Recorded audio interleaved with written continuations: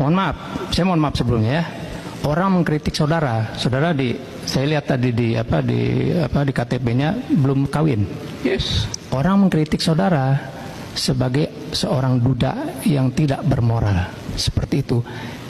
Di 3 hal itu, manakah yang mempunyai potensi saudara marah kepada saya? Itu aja pertanyaan saya. Tadi yang ketiga apa? Yang tidak bermoral, tolong Pak Hakim. Seorang duda yang tidak bermoral. Duda yang tidak bermoral. Duda yang tidak bermoral. 3 hal itu manakah yang punya potensi saudara marah pada saya dan saudara melaporkan saya? Saya nggak akan marah karena saya anggap dalam pertanyaan itu nggak ada poin tuh. Duda yang tidak bermoral. Memang ada duda yang bermoral berarti lalu saya mesti buktikan dulu bahwa saya duda, lalu buktikan saya bermoral. Jadi saya tidak akan layani itu karena saya anggap itu adalah ya semacam satu argumentum ad hominem, itu aja. Jadi buat saya nggak ada poin di situ. Saya anggap ya diucapkan aja. Saya anggap itu sebagai berita dari seseorang, bukan problem saya, itu problem dia tuh.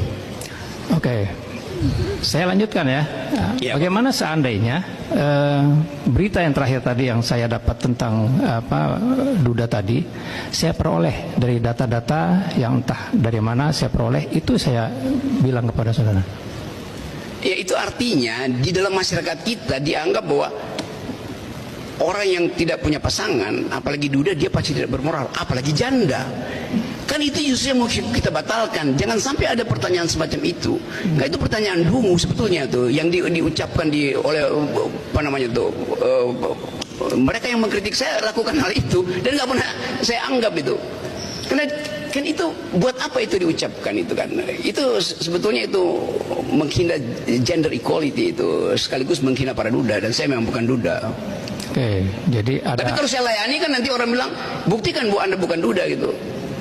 Loh, saya belum kawin itu artinya ya bisa memang tidak kawin.